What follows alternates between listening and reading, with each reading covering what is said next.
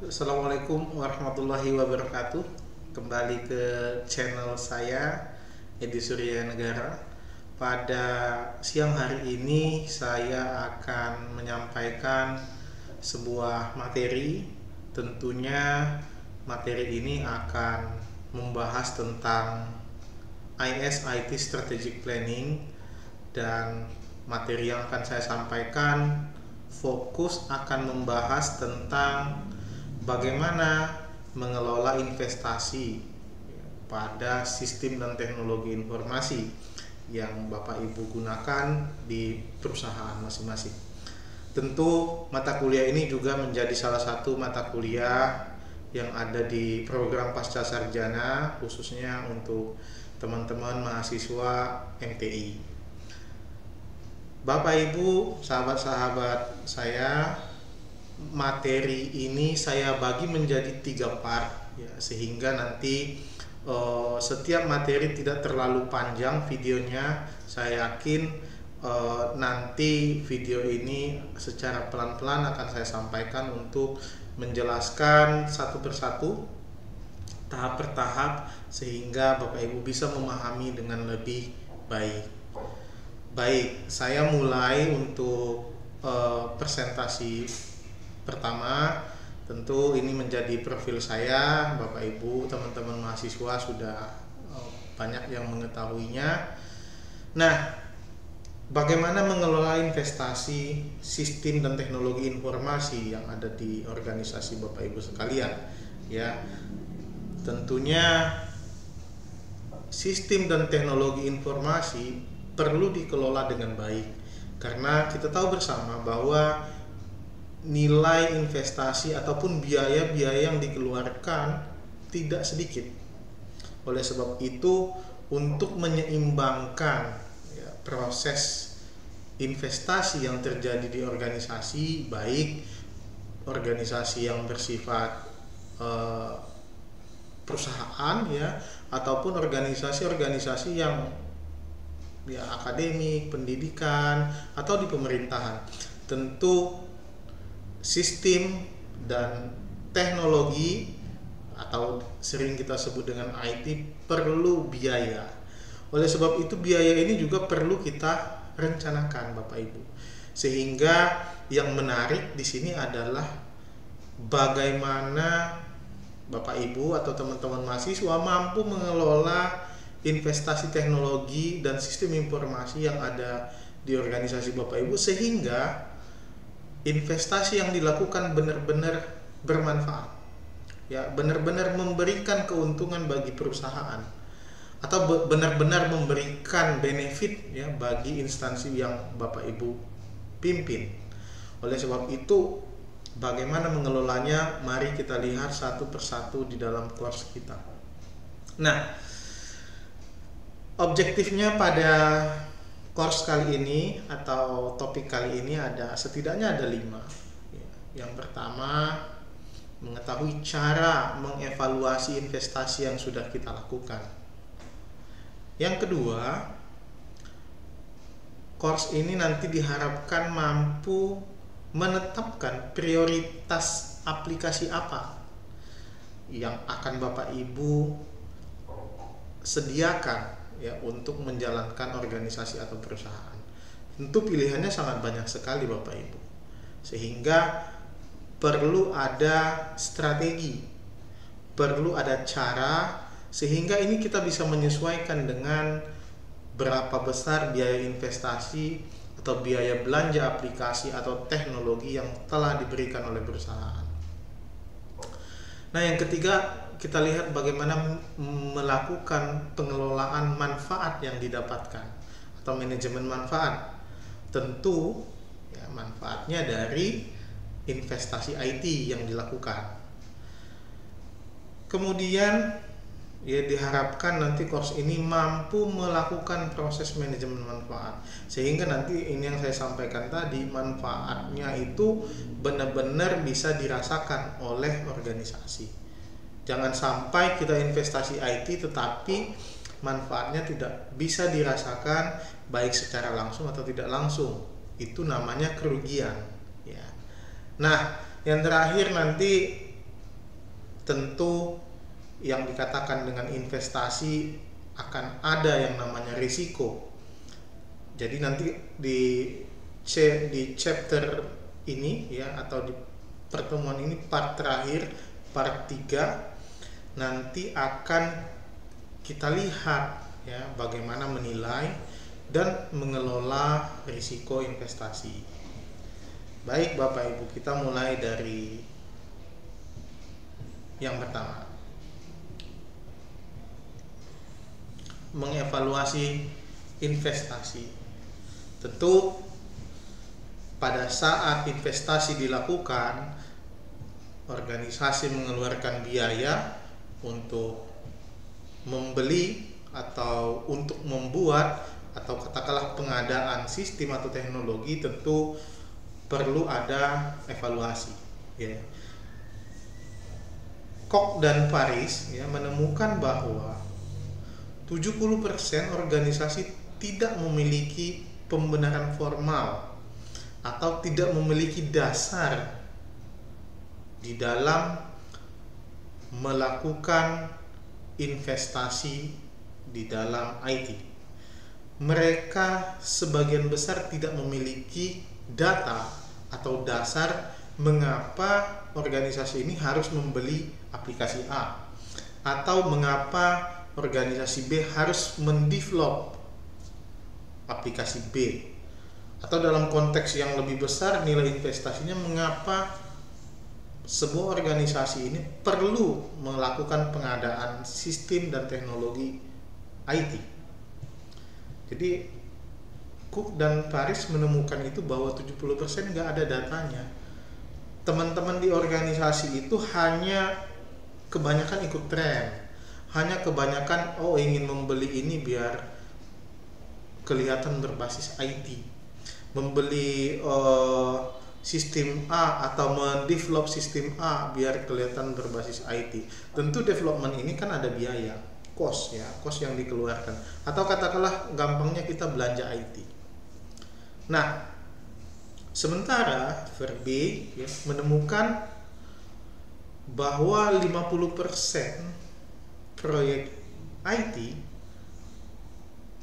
itu tunduk pada penilaian pra-investasi formalnya. Artinya apa teman-teman? Bahwa 50% proyek IT itu mengikuti ya proyek-proyek sebelumnya, yang dimana ini tentu kebutuhannya berbeda. Ya bisa dibayangkan ya teman-teman sekalian, bisa membayangkan bahwa katakanlah organisasi A sebelumnya tahun yang lalu itu membeli atau pengadaan sistem dan teknologi satu paket ya, karena kemarin ada pandemi sehingga perlu pengadaan teknologi yang cukup mahal sehingga bisa bekerja remote ya, katakanlah asumsinya seperti itu. Sementara di tahun depan, karena perluasan ataupun keinginan ekspansi yang cukup tinggi, dilakukan pengadaan teknologi yang sama atau bahkan mirip untuk mendukung proses ekspansi, yang sebenarnya tidak ada evaluasi yang dilakukan atas kebutuhan tahun sekarang atau tahun depan. Ya, kebanyakan organisasi melihat, kemarin kita pakai ini loh, ya sekarang kita harus beli lagi atau harus develop lagi, harus pengadaan lagi, tanpa ada data dan analisis yang dilakukan. Seberapa besar benefitnya, apakah pengadaan informasi atau teknologi informasi atau sistem sebelumnya itu benar-benar bermanfaat, itu belum dilakukan analisis. Sehingga ya tentu benefit yang kita harapkan itu belum terukur Bapak Ibu. Benefit yang kita harapkan itu belum benar-benar bisa justify terhadap benefit atau keuntungan yang akan didapatkan. Nah, ini kebanyakan seperti itu. Jadi 50% mereka mengikuti apa yang ada sebelumnya. Nah, kemudian ya kurang dari setengahnya dalam kasus ya teknik analisis keuangan yang yang diakui digunakan hampir 30% adalah hasil dari investasi yang dievaluasi. Ya, artinya ada beberapa hal yang tidak matching di dalam analisis keuangan yang dilakukan. Ini yang saya sampaikan tadi. Apakah memang benar ya mendapatkan keuntungan, apakah memang benar mendapatkan benefit. Baik, kita lanjutkan. Ada 3 tipe aplikasi ya. Jadi tadi sebagai pengantarnya itu saya menjelaskan bahwa dasar di dalam kita memilih atau membeli aplikasi atau membeli atau mengadakan sebuah teknologi informasi itu harus benar dulu, sehingga nanti kita dapat masuk kepada pilihan aplikasi apa dan bagaimana. Nah, mari teman-teman lihat ya, di dalam slide saya sudah tunjukkan ada 3 tipe aplikasi yang banyak digunakan di dalam sebuah organisasi. Yang pertama adalah aplikasi yang sifatnya substitutif. Ya, ini menggantikan teknologi ya dengan ekonomi sebagai penggerak utamanya untuk meningkatkan efisiensi. Artinya aplikasi-aplikasi tipe ini harus memiliki nilai ekonomi yang menggerakkan untuk mendapatkan keuntungan. Ya, contoh ya di dalam sebuah organisasi ataupun perusahaan, katakanlah organisasi pendidikan seperti kampus, teknologi utama apa sebagai penggerak utama yang harus dimiliki sehingga dapat meningkatkan nilai efisiensi. Ya, tentu kalau kita lihat seperti kampus ya, akademi, itu perlu adanya sistem informasi akademik ya, sehingga ini sebagai penggerak utama yang akan meningkatkan efisiensi proses belajar mengajar, termasuk terjadinya proses akademik di dalamnya. Ya, katakanlah pembayaran uang kuliah, terus masalah KRS ya, kantor rencana studi, hasil dan seterusnya, hasil studi dan seterusnya, itu dalam aplikasi sistem informasi akademik. Sementara yang kedua ada tipe aplikasi yang complementary ya. Ini sebagai aplikasi pelengkap yang tujuannya untuk meningkatkan produktivitas organisasi, efektivitas karyawan ya, yang memungkinkan pekerjaan dilakukan dengan cara-cara yang baru. Ini sebagai aplikasi komplement. Kemudian aplikasi yang inovatif ya, untuk apa? Untuk mencapai keunggulan kompetitif. Tentu ini menjadi salah satu aplikasi andalan unggulan yang menjadi perbedaan ya, atau menjadi pembeda antara bisnis yang sama ya dengan organisasi yang lain, sehingga perlu dilakukan inovasi-inovasi di dalam aplikasinya. Ini banyak dilakukan oleh perusahaan-perusahaan untuk apa? Ya, untuk menciptakan pasar-pasar yang baru, ya untuk melakukan perubahan ya pada konsumen ya dan seterusnya.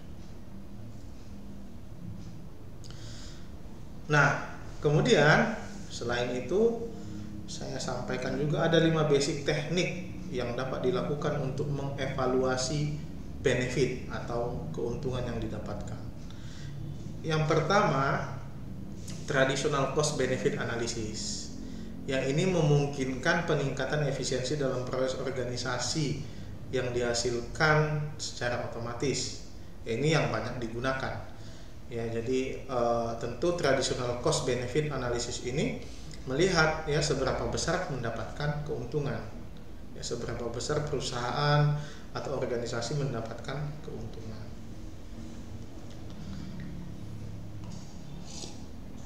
Kemudian value link ya.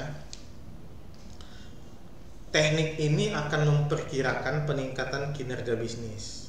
Ya, bukan hanya penghematan yang dilakukan dari peningkatan hubungan antara proses atau aktivitas yang ada ya, value Link ini juga akan mendesain komponen-komponen interaktif ya dengan pemasok melalui sistem CAD ya, bersama untuk mengurangi jumlah iterasi. Jadi value link ini lebih kepada bagaimana mengoptimasi ya, bagaimana mengoptimasi sebuah benefit ya melalui berbagai cara ya, termasuk penghematan, termasuk melihat bagaimana relasi antara sebuah proses, siapa dan apa yang tergantung di dalam proses itu. Itu yang pertama. Yang kedua juga, value link ini akan mengurangi proses-proses yang sama ya, dia akan mengurangi jumlah iterasi di dalam proses-proses yang sama. Oleh sebab itu, benefit-benefit yang akan didapatkan bisa lebih maksimal. Karena asumsinya gini, kalau kita melakukan sebuah proses ya, iterasi di dalam sebuah yang value yang sama, tentu kita akan mendapatkan value atau benefit yang sama juga.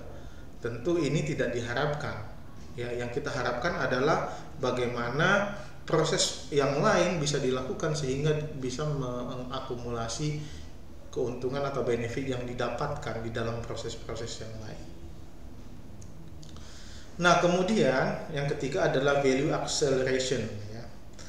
Value acceleration ini akan mempertimbangkan ketergantungan waktu ya. Jadi tadi kalau value link itu akan melihat penghematan atau optimasi, termasuk optimasi iterasi-iterasi yang ada. Sementara value acceleration ini akan mempertimbangkan ketergantungan waktu, manfaat, biaya ya yang ada di departemen tersebut atau di organisasi tersebut dari perbaikan sistem. Ya, ini mengisyaratkan bahwa manfaat dapat terjadi di bagian lain dari bisnis, bukan hanya di mana sistem tersebut benar-benar diimplementasikan. Artinya sistem ini akan mengakselerasi ya departemen-departemen yang lain atau unit-unit yang lain sehingga sama-sama mendapatkan benefit. Acceleration ya. Nah, yang keempat itu adalah value restructuring ya. Restrukturisasi yang mempertimbangkan produktivitas yang dihasilkan dari proses perubahan organisasi atau reorganisasi yang ada di dalam instansi atau perusahaan Bapak Ibu. Jadi value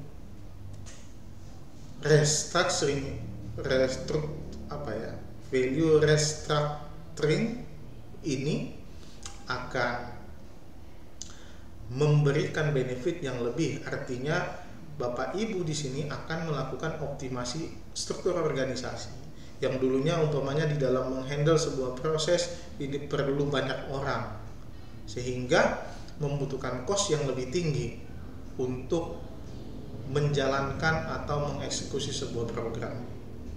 Tentu dengan restrukturisasi yang dilakukan ini akan dapat mengoptimalkan kinerja tim.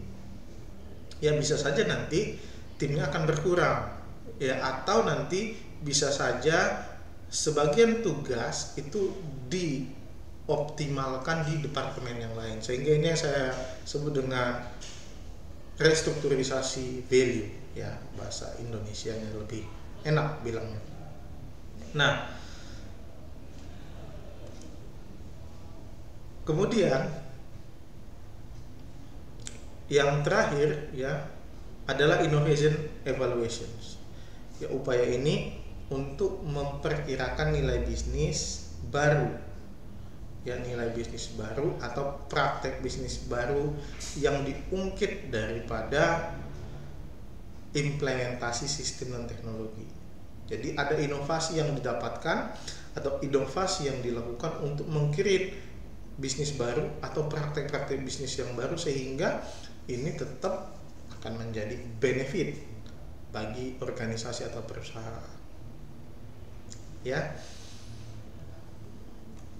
Nah, kemudian Bapak Ibu, teman-teman mahasiswa bisa melihat relasi antara benefit dan aplikasi portofolio. Ya, jadi ada beberapa aspek yang perlu diperhatikan seperti yang sudah dijelaskan pada bab-bab sebelumnya. Kita bisa membedakan ya beberapa portofolio aplikasi dari support, ya, key operasional, high potensial, dan strategik. Tentu nanti akan ada checklist ya. Coba kita lihat, ada yang bersifat substitusi, ini tujuannya adalah untuk efisiensi. Ada yang bersifat complementary, ini adalah tujuannya untuk effectiveness ya, efektivitas. Sementara yang inovatif ini adalah untuk kompetitif atau kompetisi. Nah, aplikasi yang support ya, support application itu adalah aplikasi-aplikasi yang sifatnya itu memperkuat atau menambah nilai efisiensi. Ya, ini adalah substitutif application atau aplikasi yang dimana menjadi tolak ukurnya adalah cost atau benefit, kemudian value link, yang ketiga adalah value acceleration. Jadi kalau Bapak Ibu merencanakan aplikasi pada organisasi Bapak Ibu untuk support yang tujuannya adalah efisiensi, tentu pertimbangannya adalah cost benefitnya, yang kedua adalah value linknya, yang ketiga adalah value acceleration ya. Kemudian untuk key operational application, tentunya ini adalah aplikasi yang tujuannya adalah untuk efisiensi dan efektivitas ya. Bisa dilihat tadi tetap sama ya, tetap sama dengan support, hanya saja key operational application itu akan lebih maksimal ya pada saat value restructuring digunakan di dalam proses efektivitas kerja ya. Jadi di sini ada perlu dilakukan restrukturisasi organisasi untuk mendapatkan efektivitas yang lebih tinggi dari aplikasi-aplikasi itu. Kemudian yang high potensial ini lebih kepada aplikasi-aplikasi yang inovasi yang digunakan untuk kompetitif ya. Semua ya aplikasi ini perlu cost benefitnya, value linknya, value acceleration, value restructuring, dan innovation evaluation. Sementara strategik itu antara ya efektivitas dan kompetitif begitu. Jadi ini adalah relasi-relasi antara benefit ya. Tadi saya katakan benefitnya adalah efisiensi, benefitnya adalah efektivitas, dan benefitnya adalah kompetitif. Jadi Bapak Ibu bisa lihat.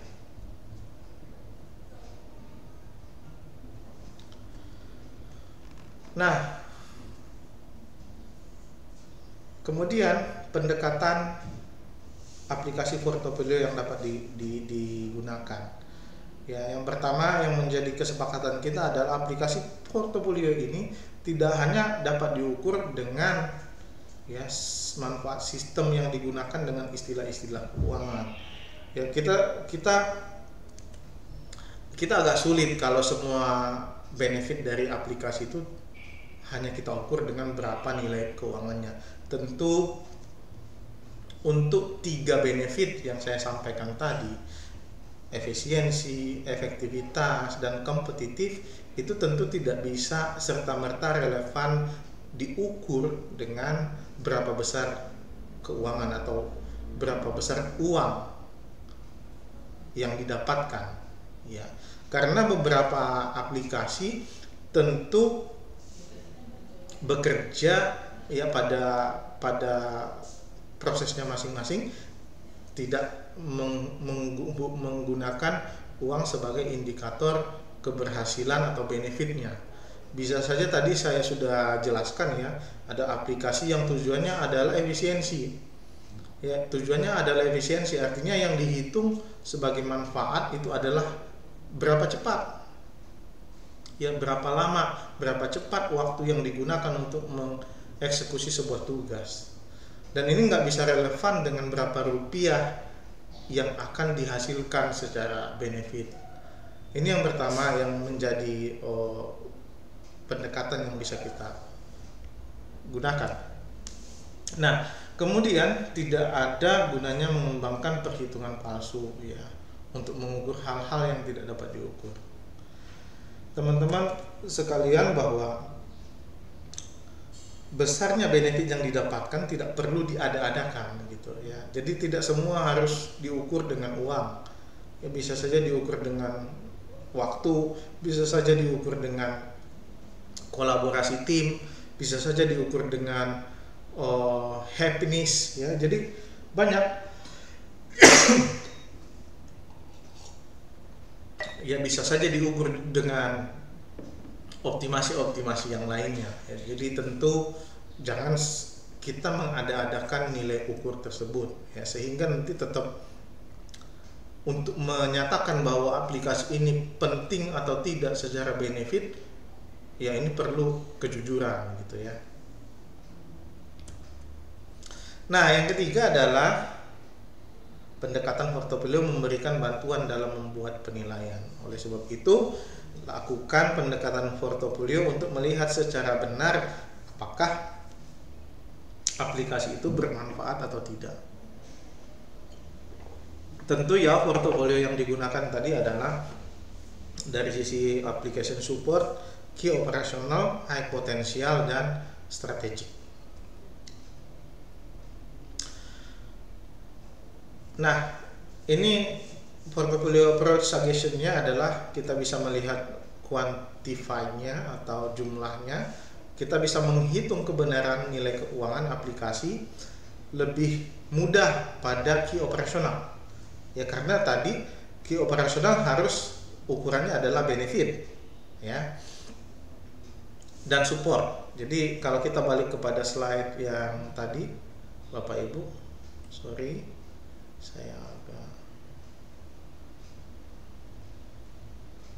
ini tadi ya, support dan key operational itu pada cost benefit dan value link dan value acceleration, sehingga tentu suggestion-nya itu adalah untuk ini yang quantify ya, artinya bisa diukur ya, dimana sebagian besar aspek dari aplikasi ini akan lebih dikenal atau dapat ditemukan, risikonya lebih rendah dan laju perubahannya lebih lambat. Nah, sementara pendekatan tunggal untuk pembenaran investasi akan cenderung menghasilkan satu jenis aplikasi dengan mengesampingkan yang lainnya. Oke. Mungkin di part pertama ini ya cukup sekian. Nanti saya akan lanjutkan part kedua sehingga nanti videonya tidak terlalu panjang. Tentu di part kedua nanti kita akan melihat ya instrumen justifikasi yang akan kita gunakan untuk menilai ya seberapa besar benefit atau apakah aplikasi atau sistem atau teknologi yang digunakan oleh organisasi Bapak Ibu itu investasinya bisa benar-benar terjustifikasi ya. Saksikan video lanjutannya. Terima kasih atas perhatiannya. Mungkin saya tutup ya untuk sesi ini. Terima kasih. Assalamualaikum warahmatullahi wabarakatuh.